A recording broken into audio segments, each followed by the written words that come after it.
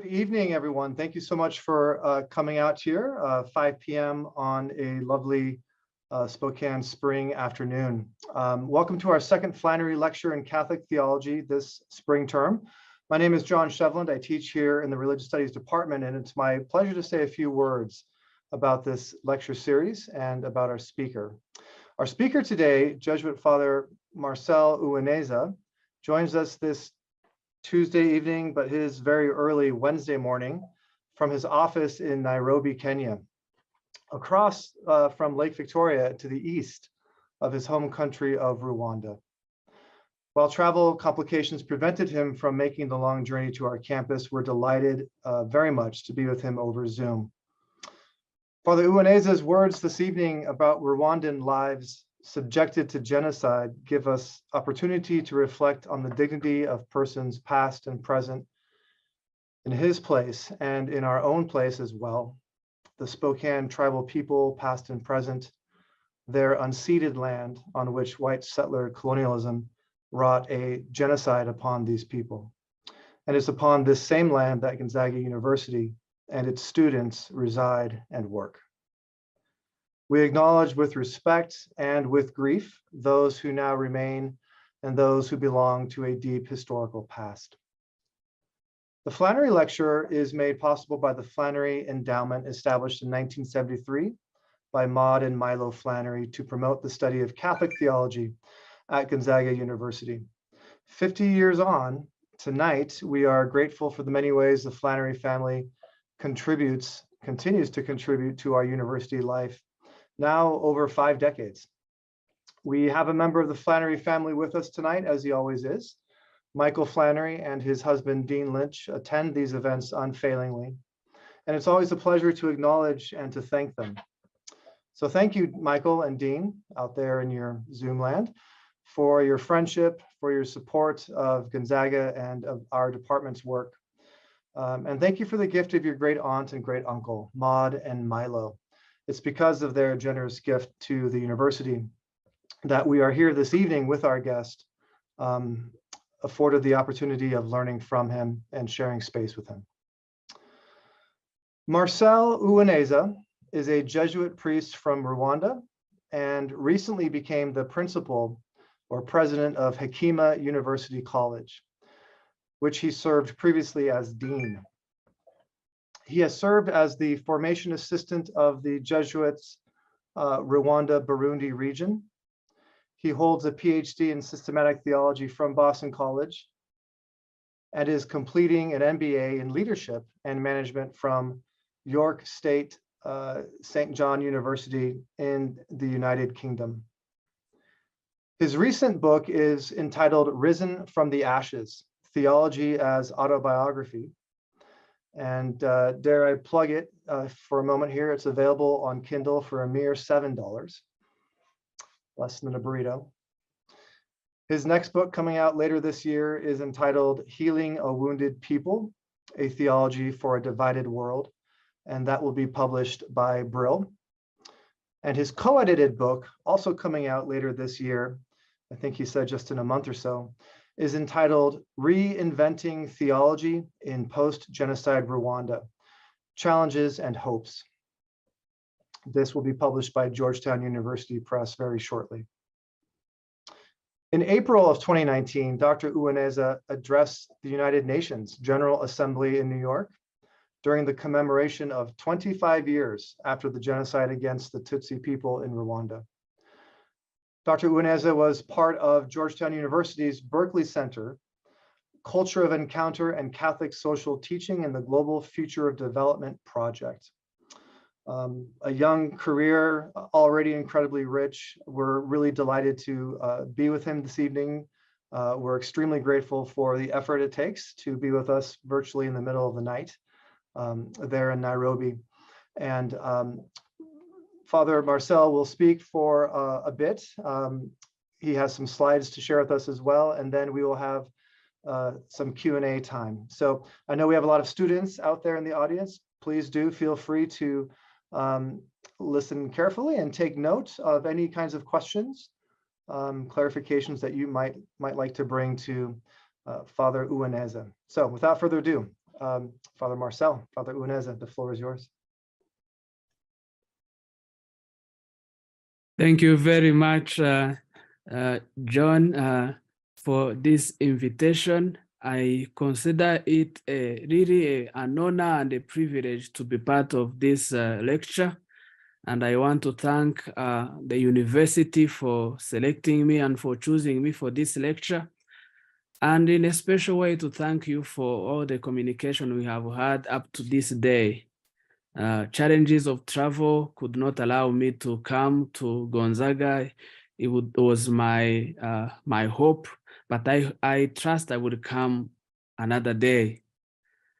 I am also grateful to Michael and Dean, and really to the Flannery family who have made it possible for me to be part of this lecture. And to all of you following me, thank you very much for this opportunity to be together. And I have prepared some slides. I am aware that we are at different levels right now. And here it is in early morning, 3 a.m. And your place, it is in the evening, but also so to allow easy communication and for you to follow me easily, I have prepared some slides. And the topic that was chosen is Theology from a Place of Wounds, Lessons from the Mirror Church in Rwanda. Really grateful for those kind words to this humble servant, Marcel Uwineza. Thank you very much. What can we expect as we go through this lecture? I do not assume that everyone knows about Rwanda, so there will be really a very brief history of Rwanda. Then the role of the church in that history. Again, this is very brief. Then why have I chosen to call the Rwanda or the Rwandan church a mirror? Then I will look at the theological lessons from Rwanda. And from those theological lessons, we have seen the multi-layered wounds of Rwanda. It's not only one wound, there are many. And then I propose 5 perspectives on what it means to reinvent theology in post-genocide Rwanda. And then a conclusion. That's what to expect.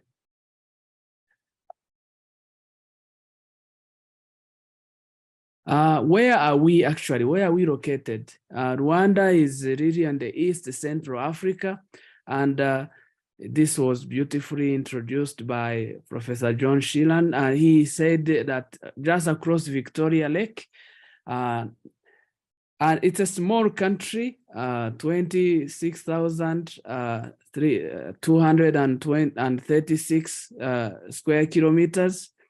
And a country with a lot of beauty, but a country also that has had quite a great deal of history. On the northern part of Rwanda, you have Uganda. Then on the southern part, you have Burundi.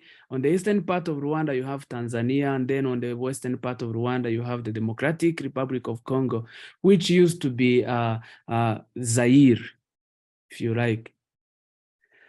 What do I consider to be the limitations of my presentation and the end goal of this? The limitations is that I imagine that some of you may be unfamiliar with Rwanda and its history. So a few of my presentation probably may go overhead.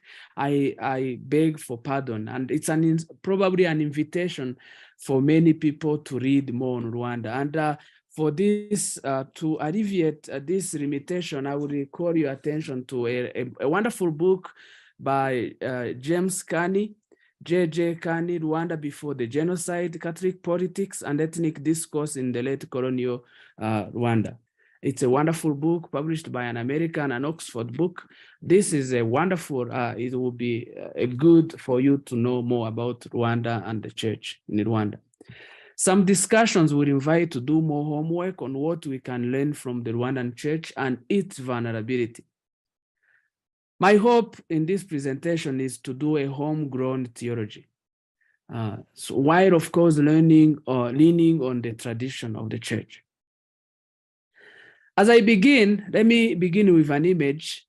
what would you choose to depict the present situation in Rwanda? Mind you, we are speaking of now almost 29 years after the genocide against the Tutsi and the war. And so what would be the image? And as I was reflecting and learning on some of my best colleagues, the images that come to my mind is the image of a cemetery and a construction site. And what do I mean by this? Moving across that tiny country, yet beautiful country, you will see a lot of graves. So many dry bones, to use the image of Ezekiel. And there are many that are yet to be discovered. There are many that are yet to come out. So that's one image. But also you see churches that have become memorial sites, cemeteries.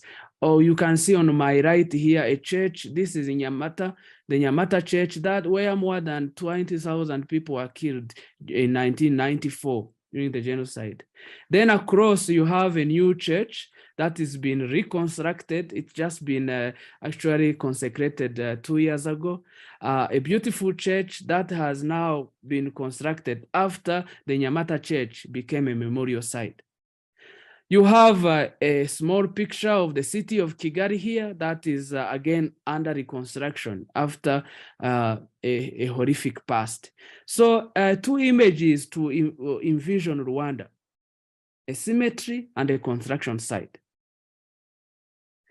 And maybe to put it in context, let me put it this way, calling for a self-examination, and why I have taken this as a duty, should I say, to really reflect on the wounds of Rwanda.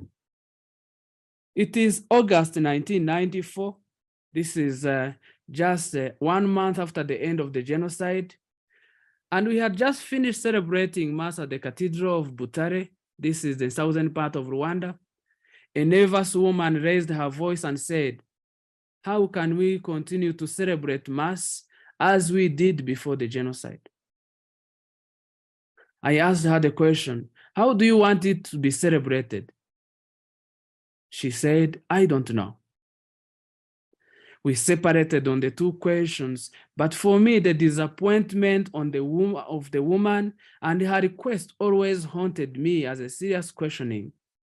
But as I thought about it, I found that the answer was going to be a process of concurrent and long-term change. Now, these are not my words. They are words of a bishop who attended a conference that I co-organized. And he said, what Rwanda has gone through calls for self-examination, for reinventing ways of being church and being Christians. And I have taken this, I really in a way appropriate these words. How can we continue being church as we were before? As if we can't remain church in Rwanda as if nothing happened. In Rwanda, places of solace and prayer became slaughterhouses. And in one of his beautiful books, Philip Gurevich, we wish to inform you that tomorrow will be killed. He wrote that Rwanda, what we had in Rwanda was an intimate genocide. To describe the social and the psychological proximity among perpetrators, victims, and bystanders. In Rwanda, they are not foreigners who just killed Rwandans. Rwandans killed Rwandans. At the same time, we had the genocide against the Tutsi in 94, but there was also a flow of refugees in the neighboring countries. This is one of the camps in the Democratic Republic of Congo, the then Zaire, where so many people really languished in with a lot of suffering soon after the genocide. How did this happen? So, a brief history. I'm inviting you to dig more.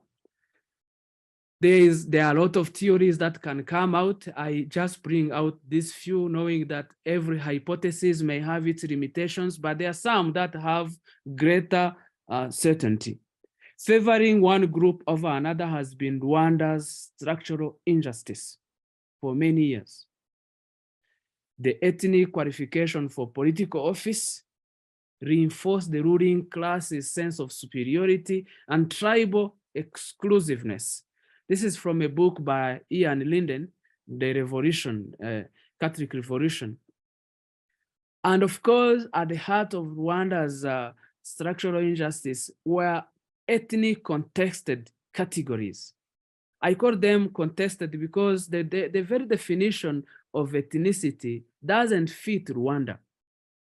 Rwandans speak the same language, Rwandans share the same culture, Rwanda,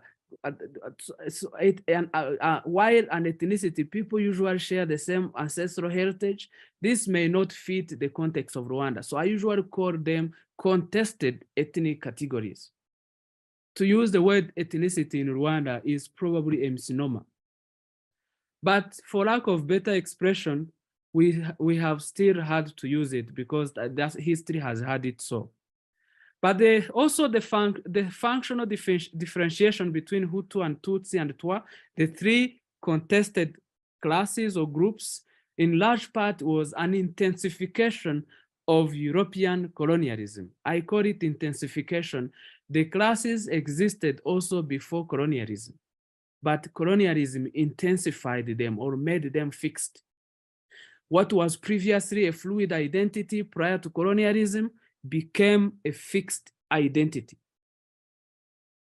Prior to colonialism, people could move from one class to the other. But after colonialism, or with the advent of colonialism, ethnic identities became fixed. To give you an example, we can think of the story of the Jews. The colonizers produced a theory of ethnic superiority, placing the Twa at the bottom, the Tutsi at the top, and Hutu in between. And of course, there is a lot that could be unpacked here, but for the sake of time, let's go to the late 1950s. A Hutu revolution deposed the ruling Tutsi king on the grounds that many Hutus had been marginalized. And over the next years, thousands of Tutsis were killed and others fled to the neighboring countries.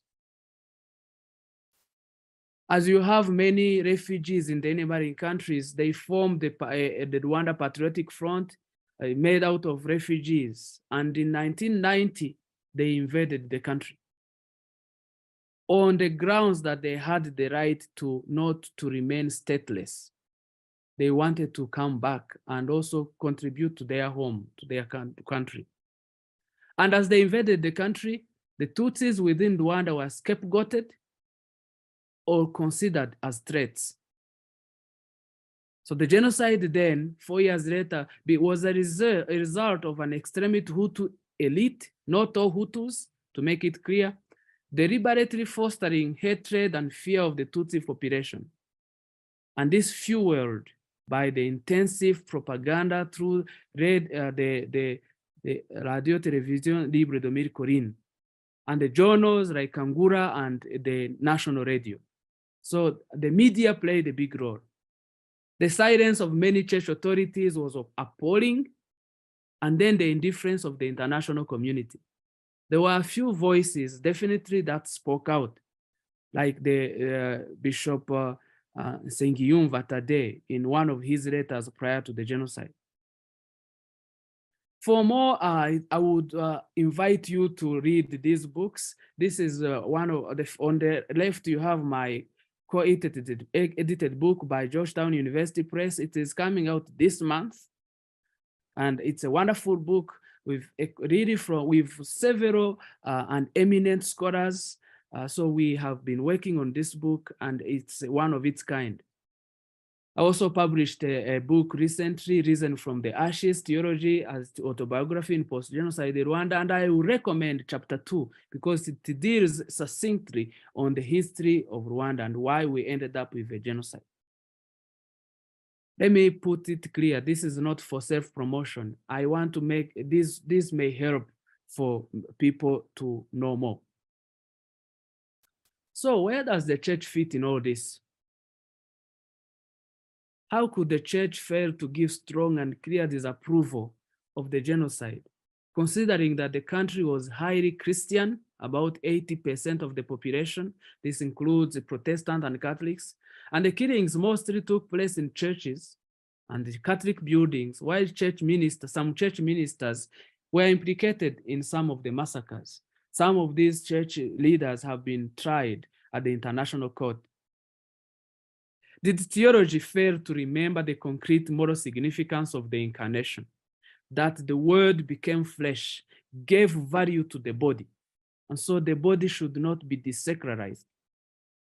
How could people forget that he who crushes the human person, whatever he or she is, cannot respect God? How can we use the suffering endured by Rwandans as lessons for our wounded world? And I think as really there is a lot one can say on the church. I would invite you, I have a book coming out from Brill on the role of the church in Rwanda's tragic history. But to sum it up, really at the heart of the church's involvement, or for lack of better word, of complicity in Rwanda's history, it's a church that became captive from its beginnings to a bourgeois and class sensibilities. A church that often danced on the tune of whoever was in power without challenging it. A church marked by concern for respectability, for mass conversion. Let's convert the king, then the whole population will follow, without serious encounter with Christ and change from within. A church that was interested with material success and authoritarianism, and if you like, mere orthodoxy with a weak and facile understanding of the God of Jesus Christ and lip service to his gospel. Each of these points can contribute a chapter to a book on the Church of Rwanda. But as I sum up what was really at the heart of the church's failure, I look at this concern to be respected rather than being a church wounded with the wounded. The concern for statistics, for so many people are converted who are the mass conversion, but not necessarily deeply with deep conversion. Then, of course, a mere orthodoxy. A lot could be said here. A bourgeois church that was not a poor church with the poor, especially either before before independence or even after independence. So that's partly how one can look at the involvement and the failure of the church. In the interest of time, so why have I called this topic that the Church of Rwanda is a mirror? As you know, at the heart of a mirror is that it helps us to look at our own appearance. So I'm not speaking of the Church of Rwanda or even of Rwanda so that I invite people for pity. Far from it. It's rather that we may re-examine ourselves. So I'm putting a mirror to us and see how our own humanity has failed too. And this is not just some form of fallacy ad hominem. It's a fact that if the church in Rwanda has failed, we can find this in other places too. And so I put it this way. Perhaps some observers and scholars tend to blame the genocide on the Rwandan penchant for conformism, for obedience, or uncritical respect for hierarchy and authority, and centuries of class contested categories, as I call them, tribal and putative racial differences, but doing so does not take history seriously. The first genocide in the modern world was the almost complete eradication of the Native Americans by European settlers. And I'm glad this was mentioned at the beginning of this lecture by John. From 1904 to 1908, the German colonialists wiped out the Herero tribe in present Namibia, killing some 65,000 people. From 1915 to 1918, the Ottoman Empire killed or deposed all the Armenians from their territories. Regrettably, this hasn't yet been officially acknowledged as a genocide. and as many as 1.5 million people were killed. And from 1938 to 1945, at least 6 million Jews and many others, gypsies, were killed. So Rwanda is not unique.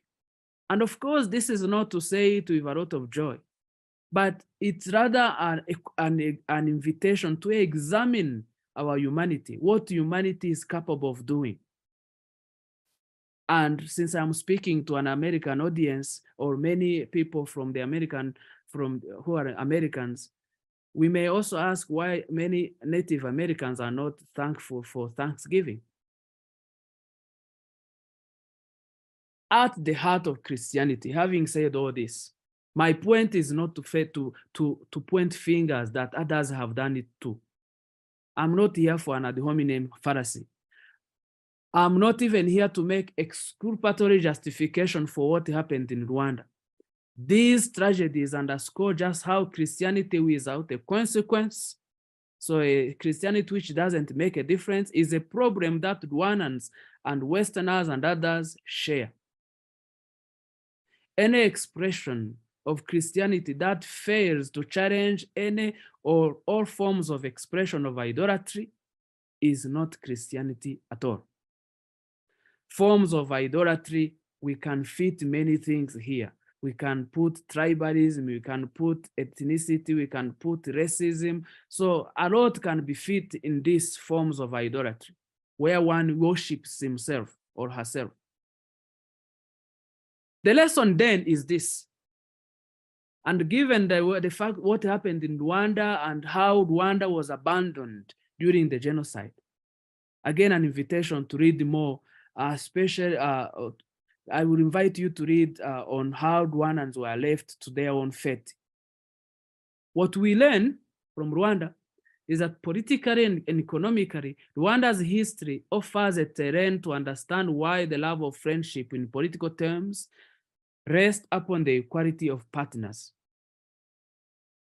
In political and economic partnerships, one helps the other because there are benefits attached, or because one thinks the other partner will reciprocate in some way. If you like, it is a quid pro quo relationship. This may explain why Western nations pulled out of Rwanda when Rwandans needed them most. Rwanda offered no equal partnership. I would invite you to watch some of the movies. If you like, watch Hotel Rwanda, watch sometimes in April, they will give you vividly this image. And Ugandan theologian Emmanuel Katongore, who has extensively written on Rwanda, says this: despite the rhetoric of all the people being equal and deserving the same protection, it seems the lives of a few Westerners were worth more than those of 800,000 Rwandans who were killed. And he adds, the United States' interest in Rwanda simply did not seem worth the risk of American soldiers. And of course, this is not to single out only America. I think at the heart of what Emmanuel Katongore, this Ugandan theologian, want to say is that relationships that are based on economic partnership will not often valorize the human person, especially when risks are involved. The purpose is not to point fingers, but first to strongly underscore the non-assistance to innocent people in danger of extermination, regardless of the position of the genocidal regime, that is the regime that planned and executed the genocide, or the Rwandan Patriotic Front, so the rebel group that was formed by many refugees to return home, or second, to explain why we need to go back to re-examine the way of Jesus, which is a way of inclusive love, which names us all as daughters and sons of God. And the way of Jesus goes beyond economic and political partnership. The way of Jesus helps us to challenge shallow commitments. The way of Jesus teaches us to make room so that others may live, especially those at the margins. It calls for sacrifice. And I think this is really, globally speaking, this is where theology failed in Rwanda. When some countries can make themselves feel good about the virtue of offering relief to others, they will do it. But when help calls for sacrifice, as it did in 1994, the West seems to prefer sacrificing Africa to putting any of its own resources or people at risk. And we can see this as part also in some way as part of the failure of the United Nations. So what does this mean for Christians, for all of us, or more broadly for humanity, since I know I may not be speaking only to Christians? Following the footstep of Christ, who is really the image of what it means to be human. Following in the footstep of Christ entails having a heart as large as the world. And I bet that is challenging. To enlarge our hearts, we need to grasp the interconnectedness of our lives wherever we are located. We all share common vulnerabilities. We can recall the African concept of Ubuntu, shared humanity, or if you like, the web of interconnected relationships.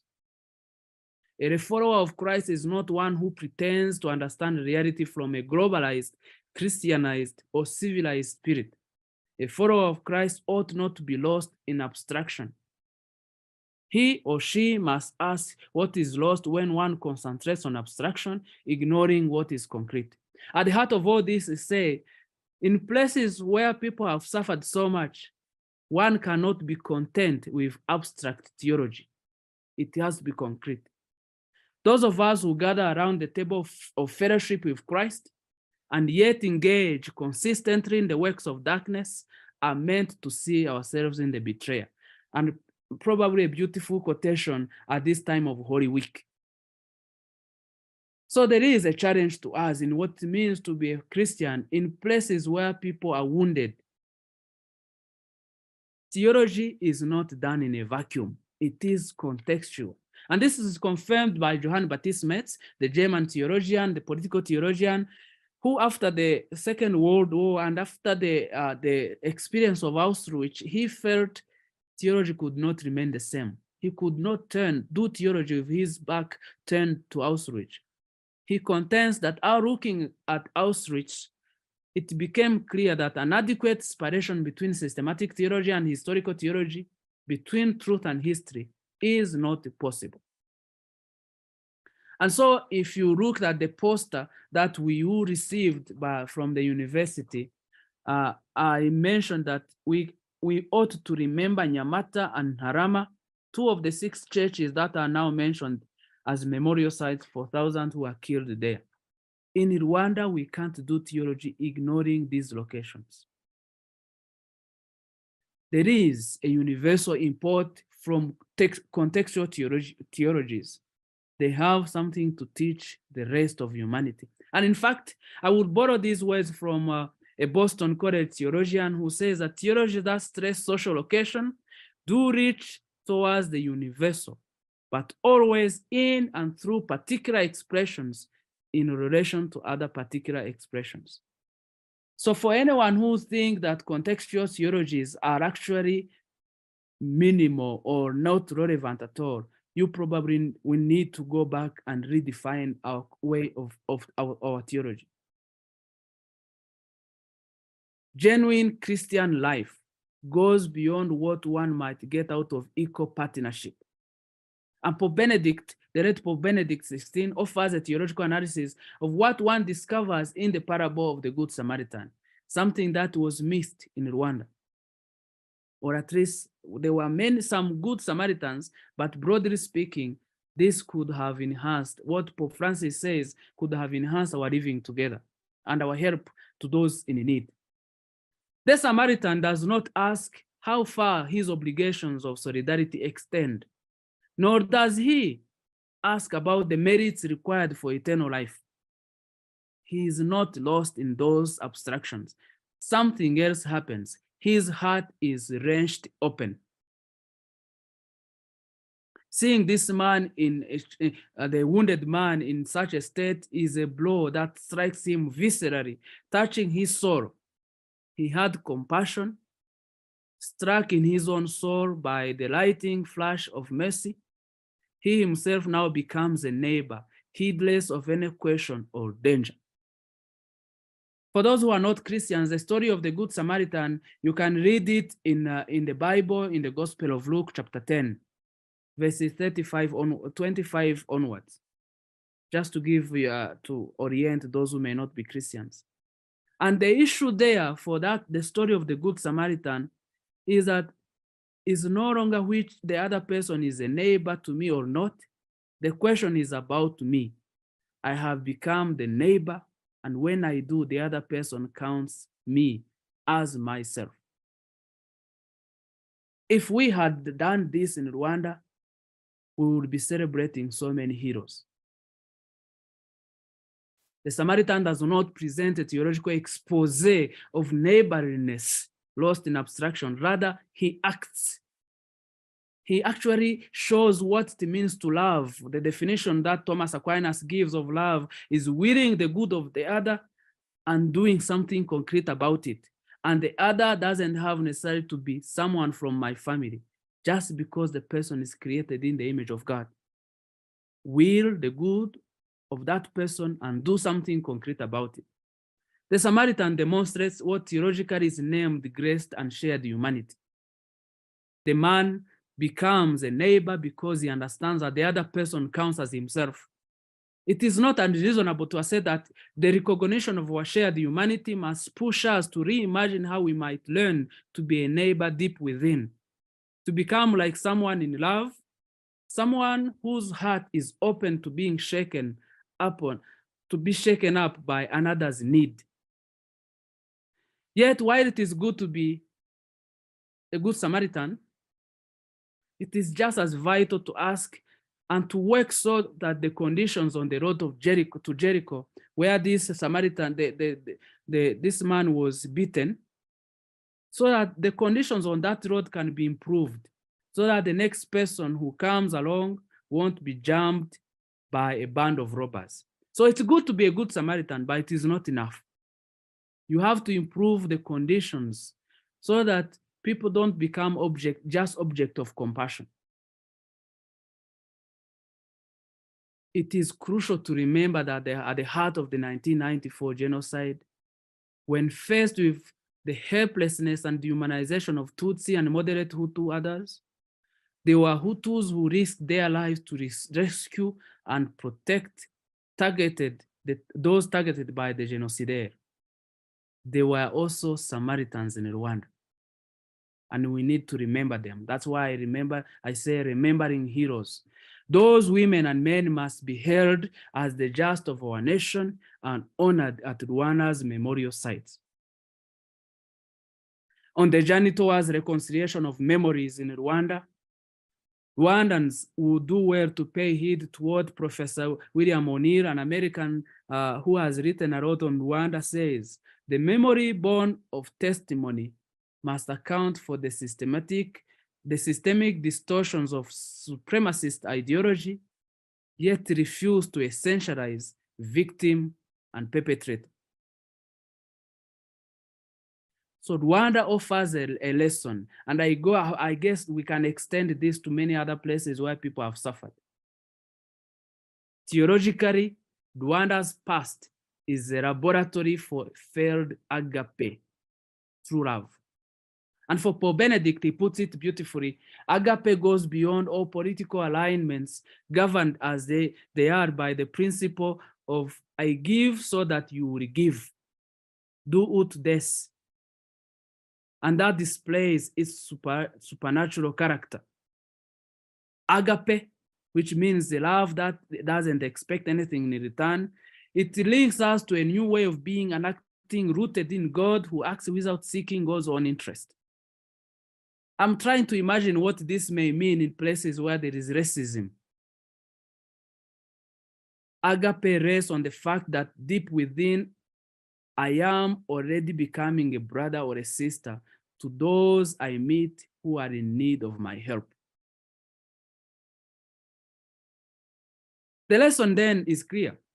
Relationships based on political and economic alliances are unlikely to be moved by another's need. Or even if they do, it will be transient, it won't last. While those founded on theological agape are shaken and shaped by another's need. And so here we see the transcendence, if you like, of theology beyond other fields. One does not only find a neighbor, one is also found by the neighbor, or rather one becomes the neighbor. Therefore, Christian mission is not primarily about development services, good as this may be.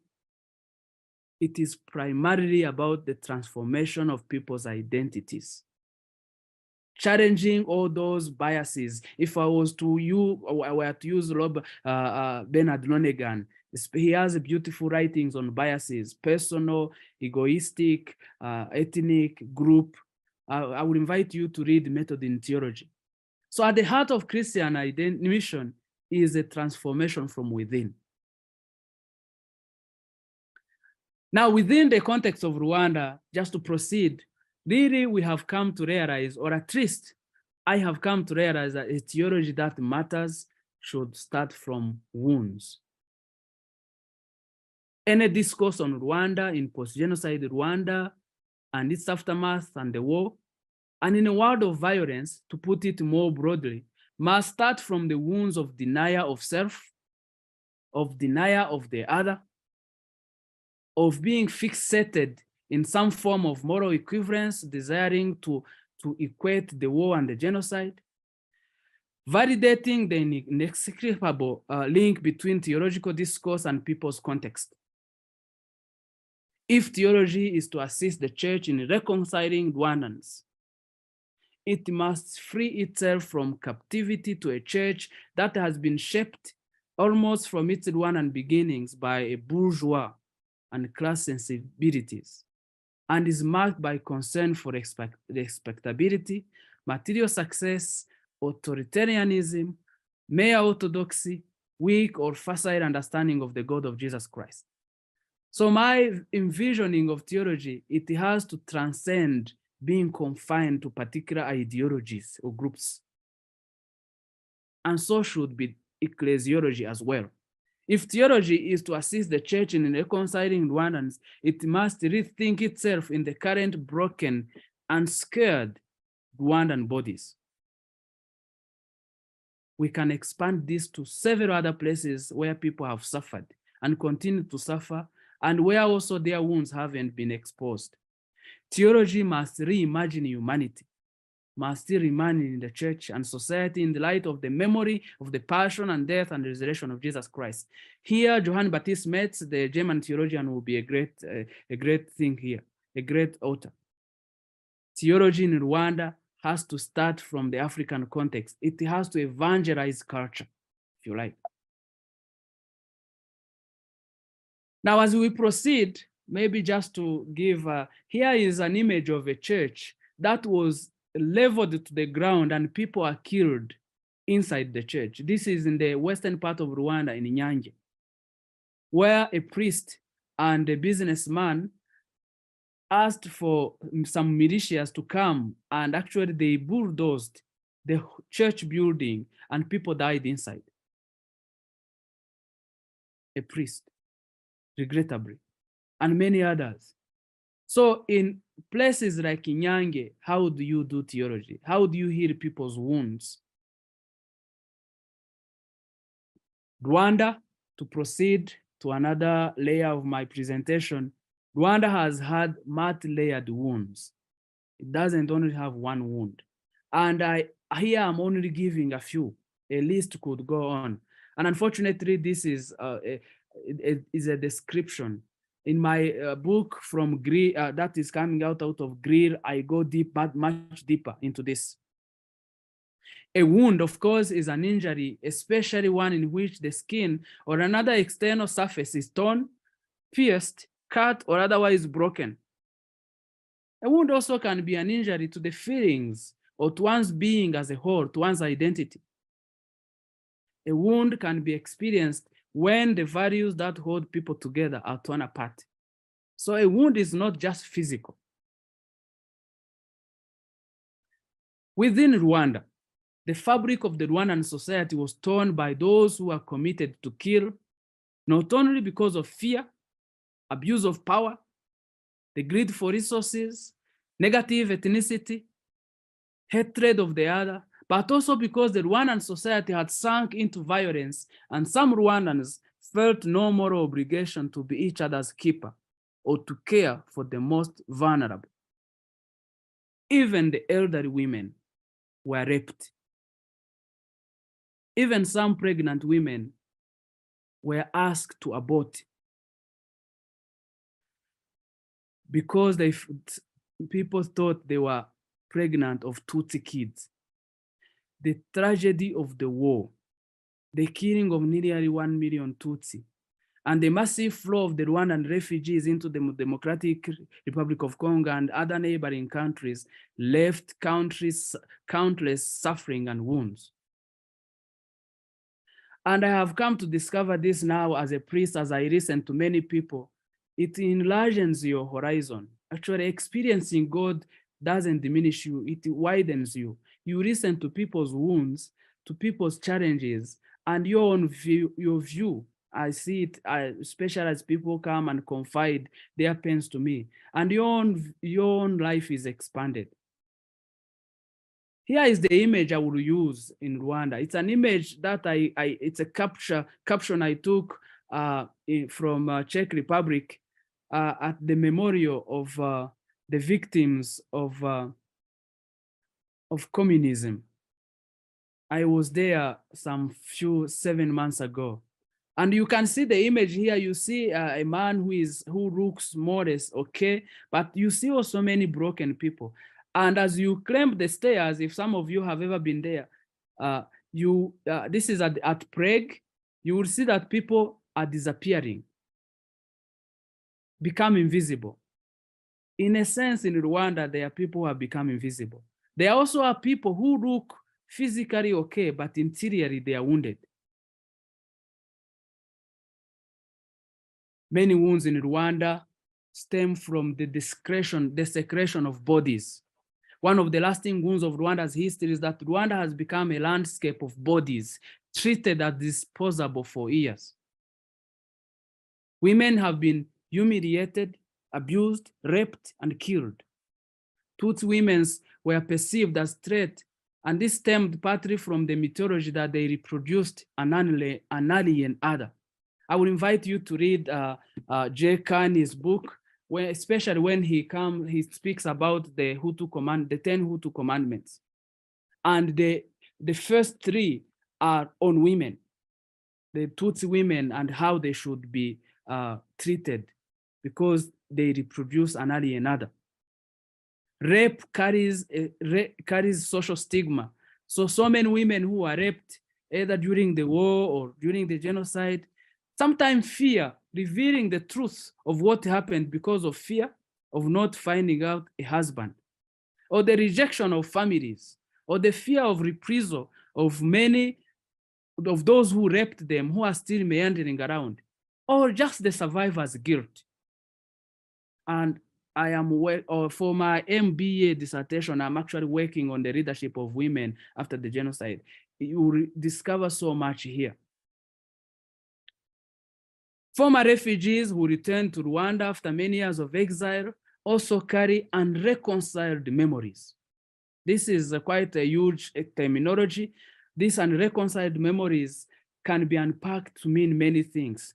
It will mean also include children of mixed ethnic identities, sometimes who don't know where they belong, or sometimes choose because of a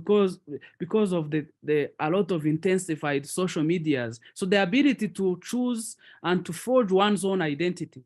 I will invite you to read the book of Uwineza, Say You Are One of Them.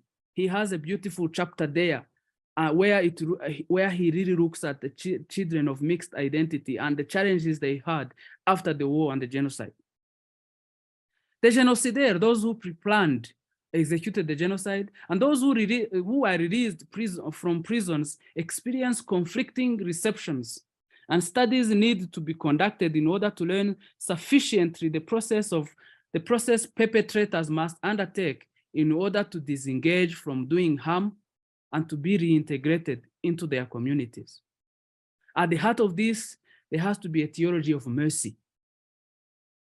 People cannot be reduced to their past crimes.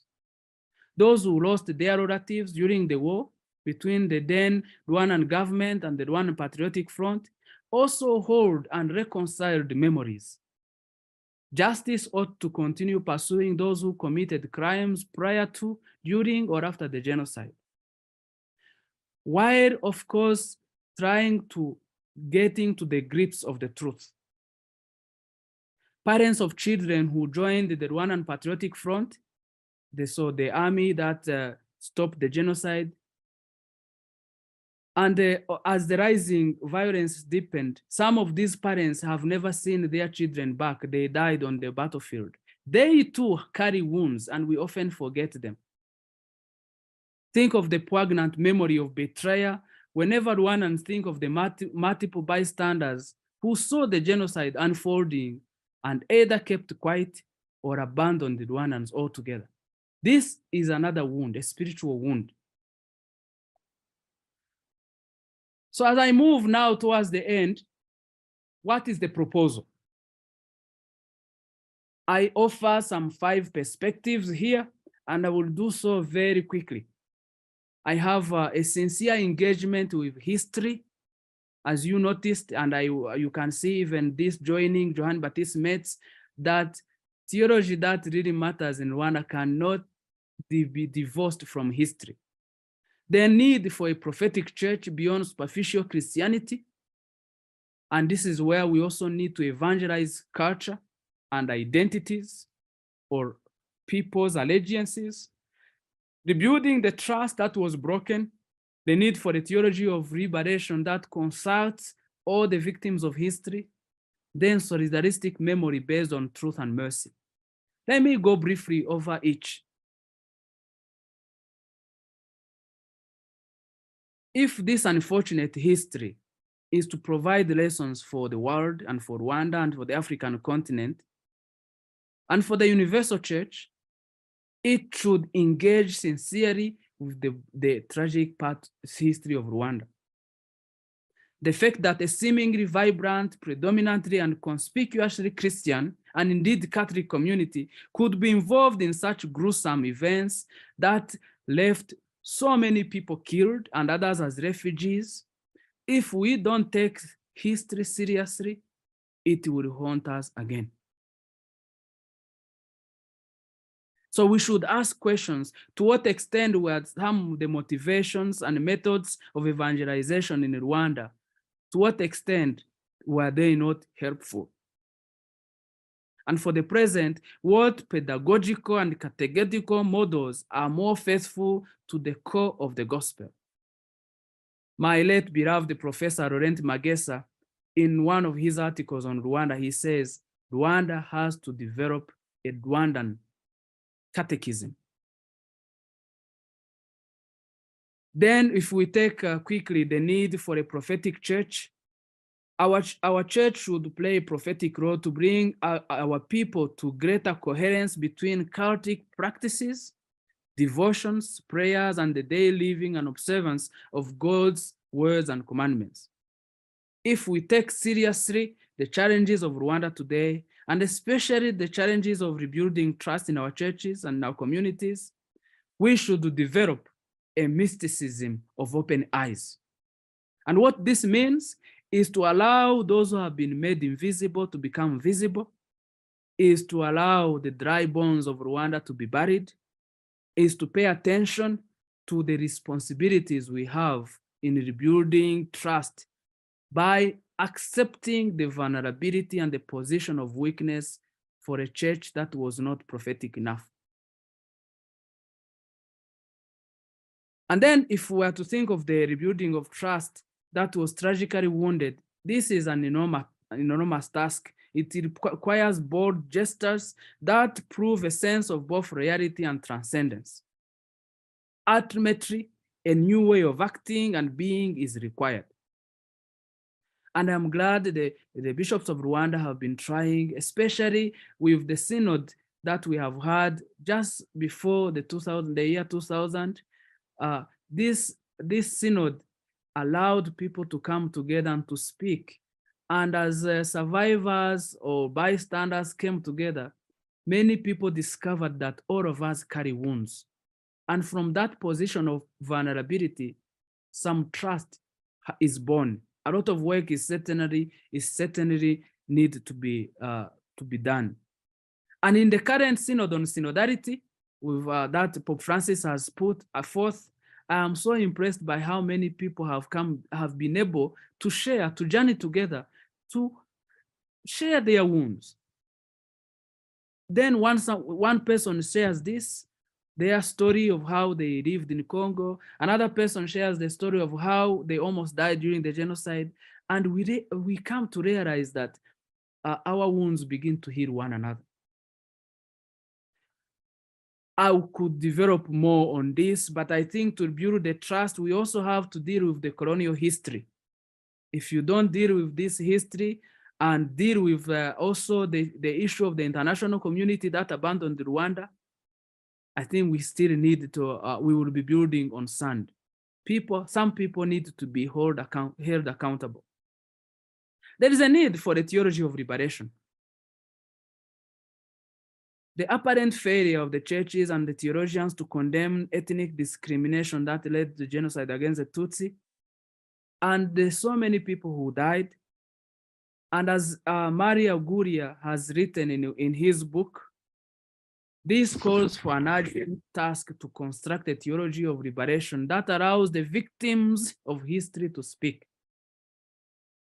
Theologians working alongside indigenous people around the globe face similar questions in confrontation with the memory of mass extermination of millions of children, women, and men that have taken and continue to take place in every continent. To have a theology of liberation, we have to consult the victims of history. And they will show us our real face. And then finally, solidaristic memory, to remember the wrongs committed against others, individuals or groups, risks responsibility. The risk of taking collective responsibility for past wrongs remains a daunting task and cannot be undertaken lightly or half-heartedly. While taking collective responsibility for past wrongs cannot undo the harm or minimize the gravity, undertaking such action is worthy doing. Not doing it is more costly because it helps us to invest the wrongdoing with a different meaning. It helps us to broaden our categories, and also the categories of victims, to allow silent voices that are yet to emerge to come forth.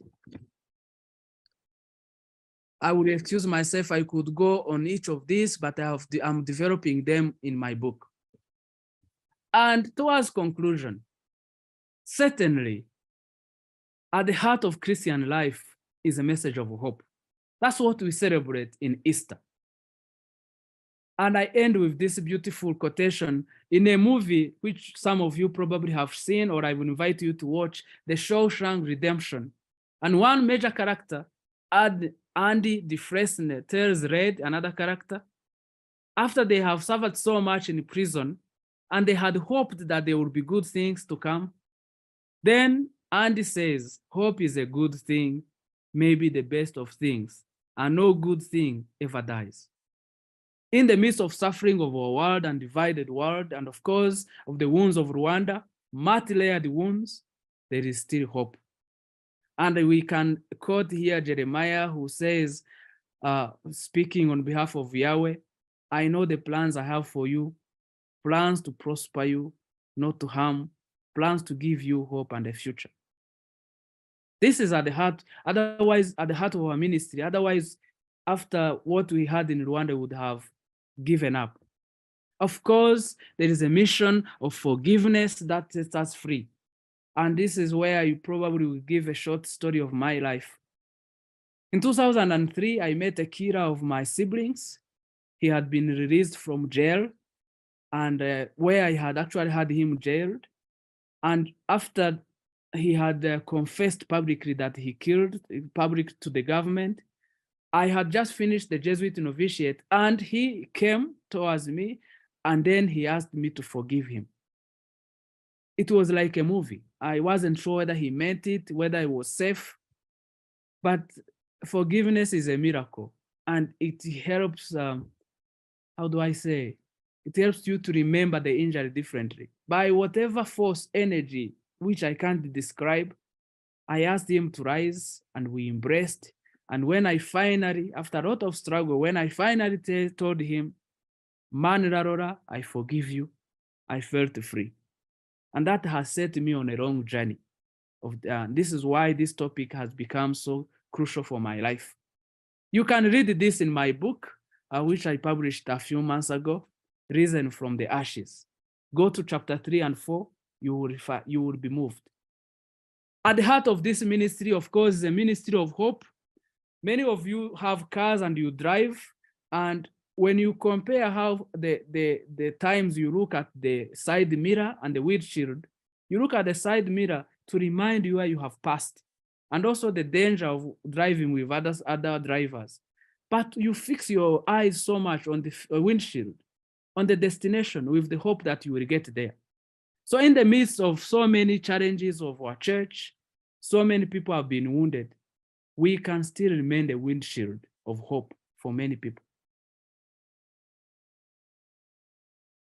We are living in a world where there are so many ideological camps. And I want to borrow this as I conclude from Pope Francis. And he says this: in the midst of so many ideological allegiances, we have to remember that the gospel is an announcement that touches the heart and changes us.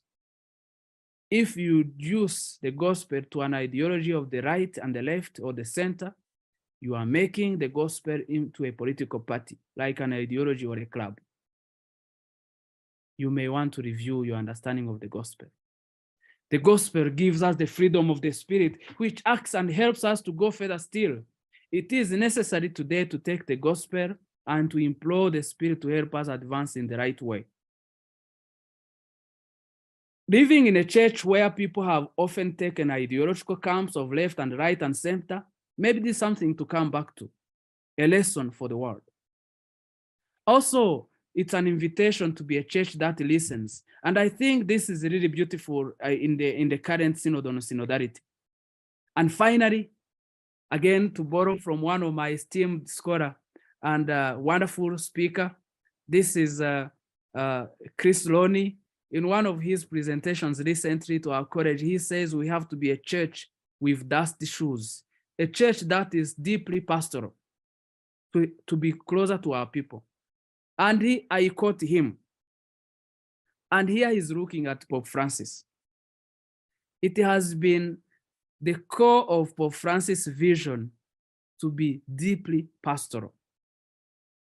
When Chris Loney researched his recent book, Francis, Why He Leads the Way He Leads, he was deeply moved by an anecdote told by a Jesuit priest, who then, as a young Jesuit scholastic, volunteered to help Bergoglio launch a new parish in an impoverished shanty town in Buenos Aires. Francis' instruction to his seminarian volunteers was simple: walk the barrio in which the new parish was located, meet the people, connect with them. The punchline of the anecdote is that Bergoglio, now Francis, would stand at the residence late each afternoon as his young seminarians returned from their outreach, and he would simply look down at their feet as they struggled home, And then he saw who has dusty shoes. Those are the ones who are doing what the church needs. My friends, you have been listening to me for many minutes. In our church today, not only for Rwanda, the church needs people with dusty shoes, with courage, people who don't quit, with a ministry of proximity to God's people, especially to those who are wounded. And as I conclude, pondering the experiences of the wounds and the scars that Rwanda has borne, it becomes clear, at least to me, that we are all of us products of our culture, natural or social surroundings, histories, education, familial or societal experiences, And ultimately, we are defined by our orientation towards God, to quote Karl Rahner. This helps us define but do not determine who we are or who we become. So don't reduce Rwandans to the genocide. A theology that might spring from the wounds of Rwanda is not to engender pity for that small hilly country in Central East Africa. Instead, what I hope to have achieved in this is to assist us and humanity to understand that, at least in part, we are who we are and how our various conditions and circumstances influence or even shape the choices we make, and the renewal of ecclesial imagination and the need to build a credible, authentic, and dead issues church. Ultimately, Rwanda is a mirror to and for humanity. Maybe a question for a reflection. Since I am Ignatian, I bring to mind experiences of wounds and suffering that I have seen around me, some of which I was involved in or I have caused, others of which I witnessed from the outside world. What contributed to the healing of these experiences? What were the challenges that were overcome?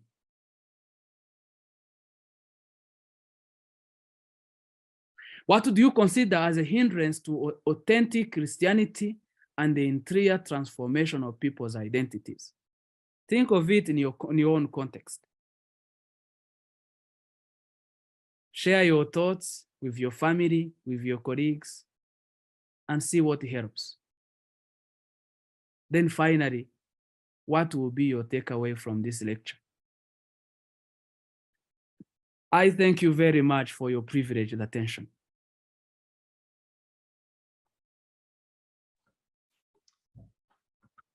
Father Uwineza, we thank you for a very powerful discussion with us today. If I may be permitted to say, this is what theologians do, and this is what a priest does. So we are very grateful for your time and for your richness of faith, your richness of perspective. I'm not sure how many talks on the Rwandan genocide one could listen to and yet go away from empowered, feeling like there is a summons and there is a responsibility. And those are positive emotions, as you sort of touched on toward the end. Thank you so much. Those in the audience, we have received 3 questions. Thank you to Blake and Scott and Kevin. Father Uwineza, you can see those, I think, on your screen. And thank you to Ron for submitting a 4th. We encourage any and all folks to speak up with courage and to offer any questions, any insights from your own context, whether these are in response to the questions our speaker just left us with, or other questions that you might have. We do have a preponderance of religious studies professors who have posed questions, so that is wonderful. And I would just reiterate to students, you are most welcome as well to enter this conversation. Father Marcel, can I turn it to you? You've got a range of questions here, very thoughtful. Would you like to take one of these Sure, yeah. Once again, thank you very much for this invitation and really for your attention and for so many of you who have turned in. And I thank Blake, Rivera, then Scott, then Kevin. Actually, I think I know Kevin from Boston. Let me briefly touch on their questions. How has the Rwandan genocide influenced the approach of Catholics towards interreligious dialogue and the importance of fostering peaceful coexistence among different faith communities? Wonderful question, and I think this is an area I haven't touched on, probably for future. I think Blake, if you allow me to use your first name, soon after the genocide against the Tutsi in Rwanda, the different interfaith communities and actually mainline Protestant churches were the first to come out, really to regret what happened and to bring communities together to start a journey of reconciliation. One of the pastors was key here. I can name Father Ibarde Rugirangoga, who has been a champion of bringing together different faith leaders, and also because of his forgiving the people who have killed his family, he became a credible witness. So he was able to galvanize church leaders from across different Christian denominations to come together. I am also thinking of one of the Jesuit fathers, Father Ugirashebuja, who soon after the genocide was also able to come together with other church leaders to provide solutions to many refugees, particularly to many refugees who either were within internally displaced, or also those who were coming back, but they needed to be reintegrated in the community. And of course, at the heart of the synod on synodality, the synod rather prior to the Jubilee of 2000, there were many bishops who invited other faith leaders to see how we can move together. I would like to single out the Muslim community. Probably they don't get the credit they deserve. Many faith Muslim community leaders actually opposed strongly the genocide and the killers. And you will find this in many books. You can read the book of Mahmoud Mamdan on Rwanda. And he really brings out the particular role of the Muslim community in sheltering victims of the genocide. Has it finished? It's a long journey. You know, it's very easy to destroy a country in 2 days or 1 month or 3 months, but it takes many years to rebuild hearts. So this is a process. It's not an event. So that's how I would answer your question. But there were many church leaders who came to the fore. If I go to how might the members of Gonzaga community nurture spirituality that embraces your 5 recommendations, what should we be looking at Gonzaga? I gave the 5 recommendations, and mindful that these are not exhaustive, but I'm thinking of being a prophetic church. Let's take just one example. I lived in America for 7 years, and please take me with nuance. I experienced a lot of racism in some way. And I think maybe not Gonzaga, but broadly speaking, the United States, the issue of slavery, of racism still need to be tackled seriously. So how can the church, the people of God at Gonzaga deal with this issue seriously? Let me give a short anecdote, and a beautiful anecdote from the South. This is a church of St. Francis of the Sales. Soon after the Second Vatican Council, you know, they are moving altars. They used to have fixed altars on the wall because the priest would be having his back to the people. And now in that church, there was a lot of racism. So the blacks will sit behind and the white will sit up front. So after the Second Vatican Council, a new pastor comes in, a prophetic pastor. He involves the whole community to see how they can actually be together as a community of the people of God, going back to Lumen Gentium. And guess what? They dismantled the altar that was there. And then to build the new altar, they used the barricade that used to separate within the church the blacks and the whites. And they used that barricade to build a new altar. And when they were blessing that new altar, the pastor or the bishop who came, he says, the wood that you separate us is now a wood that brings us together as we celebrate the Eucharist. Prophetic in nature. So, and this is one example. Of course, we can think of other areas of life, the ways of inclusion.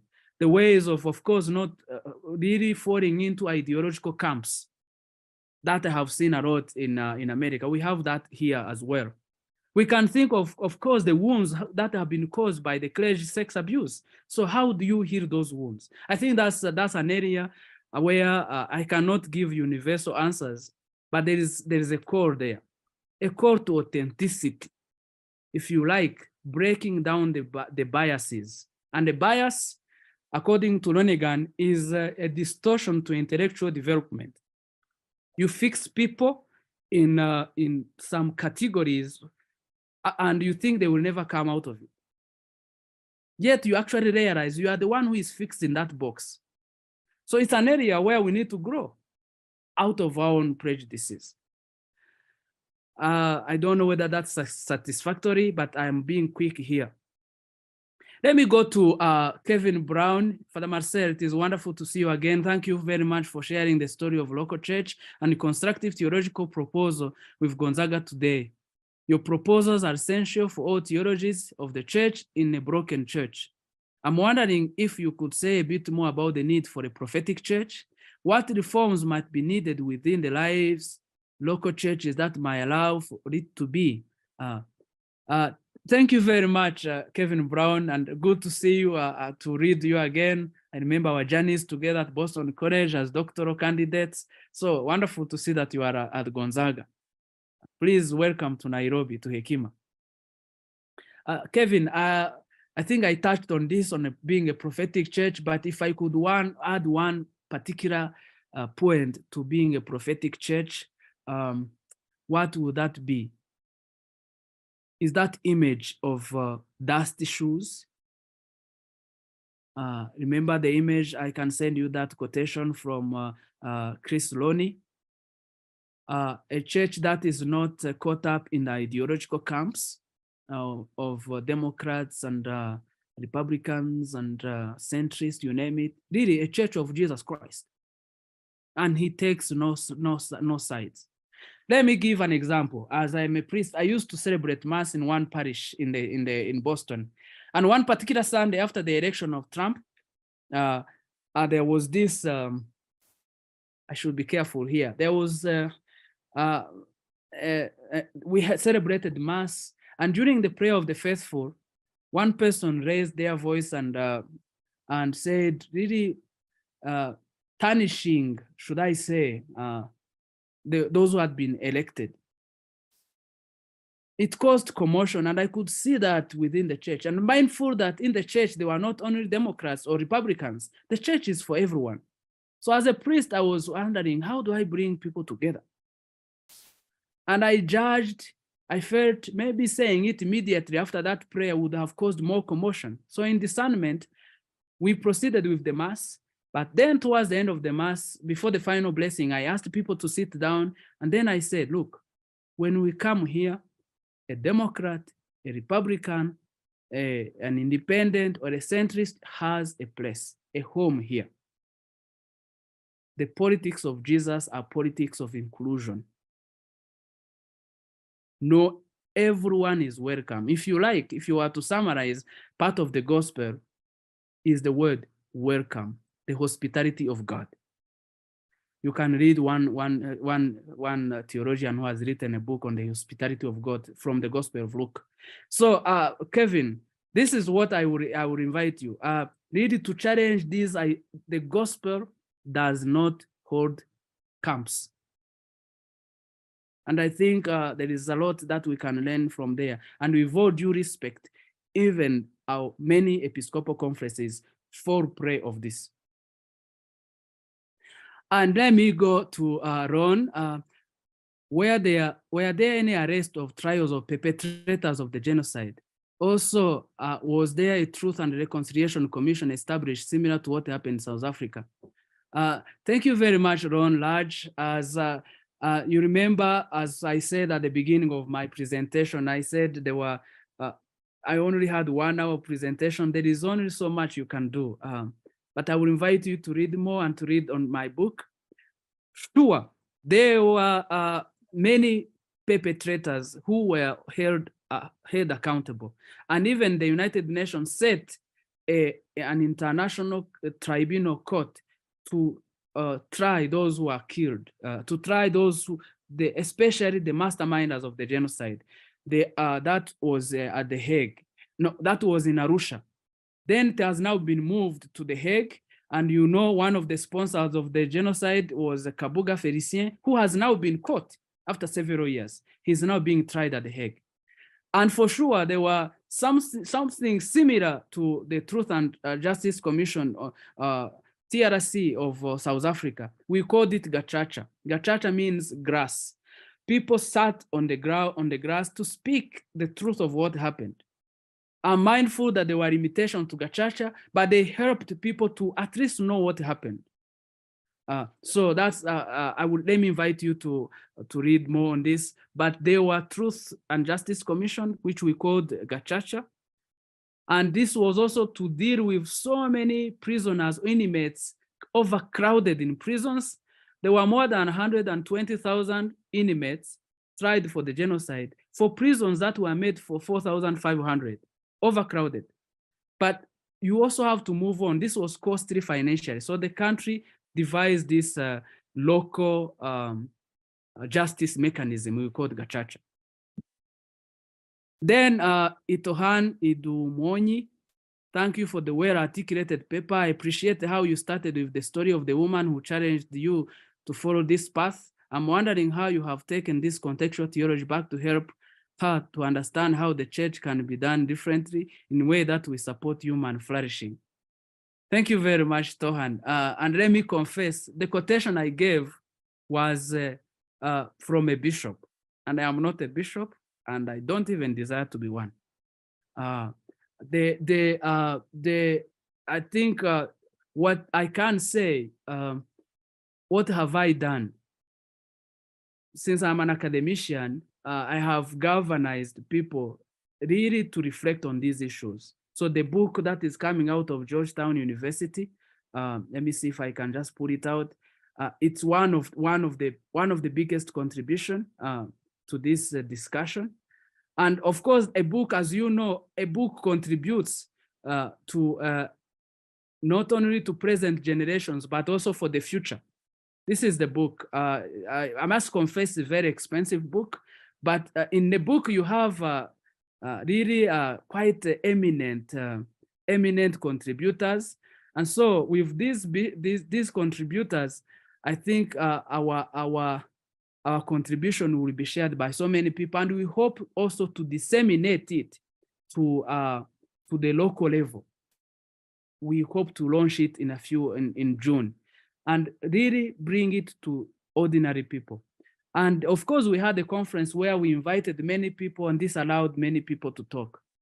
But if I should, and let me share this with humility, there have been many people who died in Rwanda, but there have also been people we are yet to know how they died. And some of their kids have not had good education. I am a keen believer in education. So what we have done, especially when I was in the United States, we started a scholarship for poor kids, which we called Misericordia. Believe me, when I meet these kids, some of them are now at the university, some of them are even doing medical school, and see how their lives have been transformed. Mind you, these are not just kids of the survivors these are not Tutsi kids, everyone who wants to study.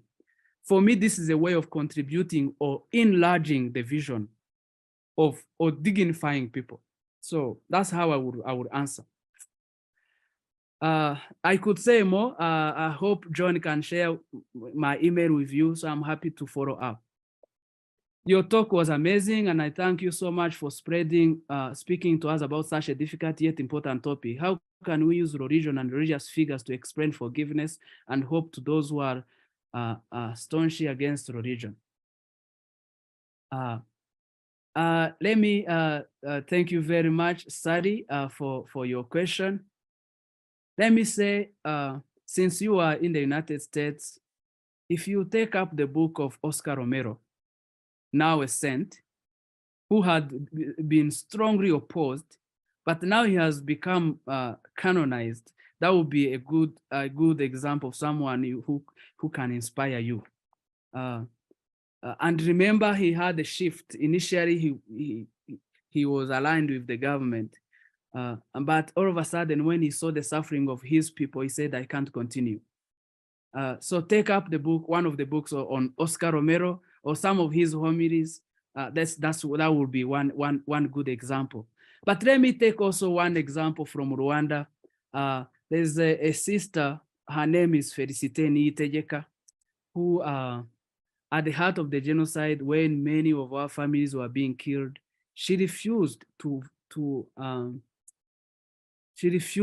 give up, and she accepted to die with the people who are being killed, even though she was of the opposite tribe that was not to be killed, as if anyone was to be killed anyway.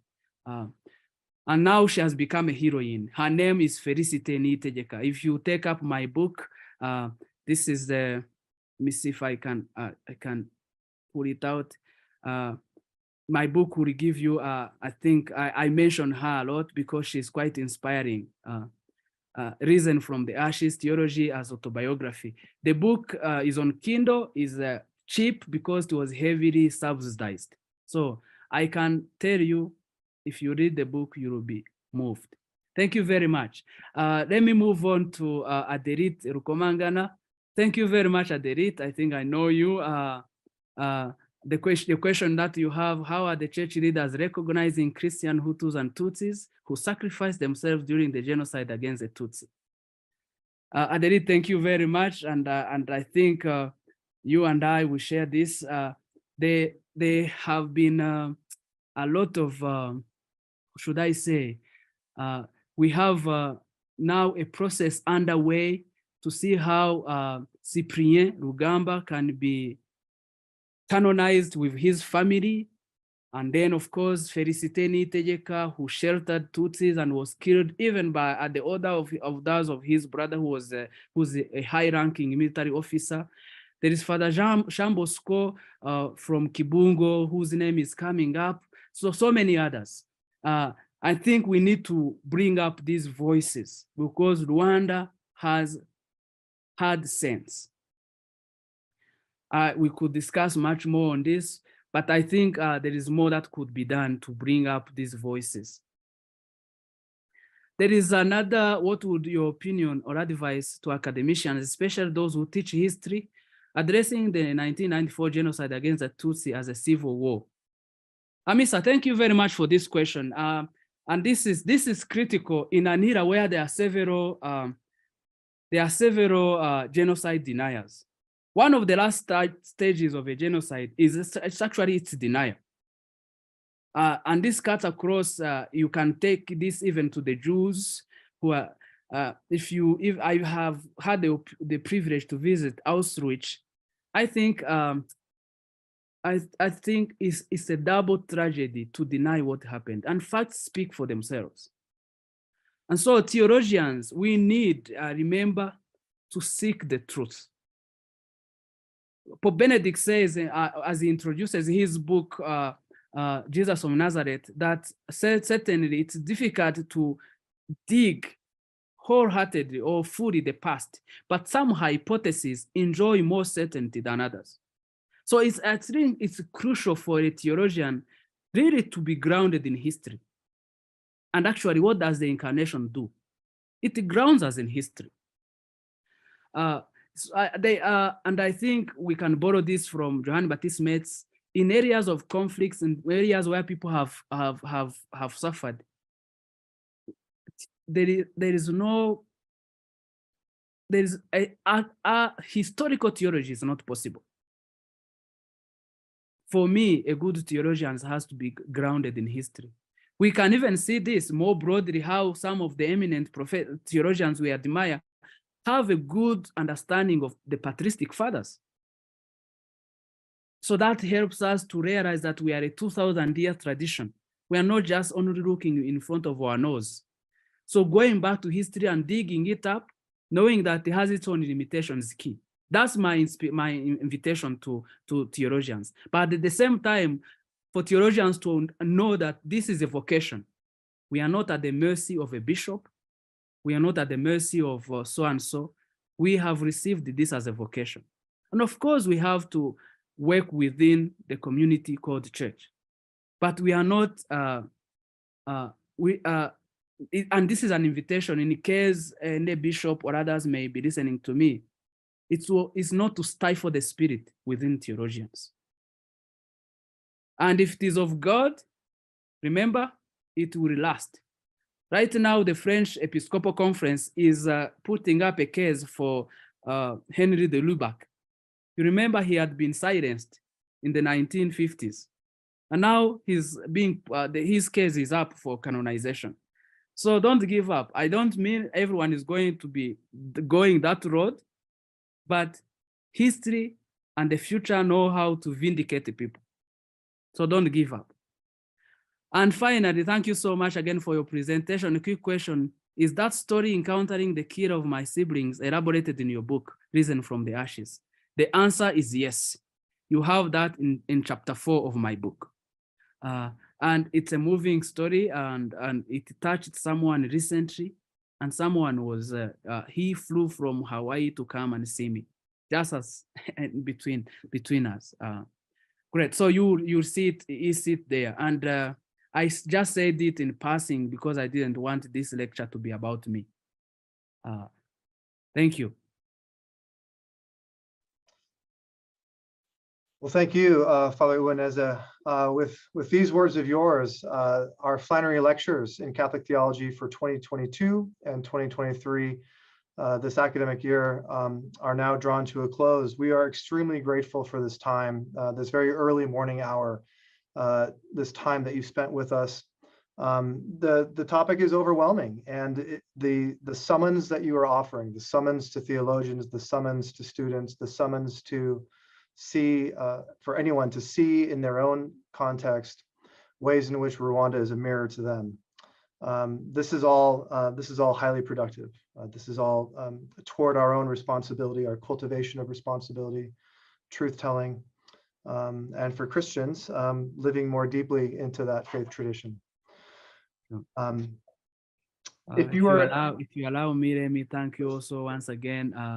Really, John Shiveland, you wanted me to come to Gonzaga. I did. And unfortunately, travel limitations couldn't allow me.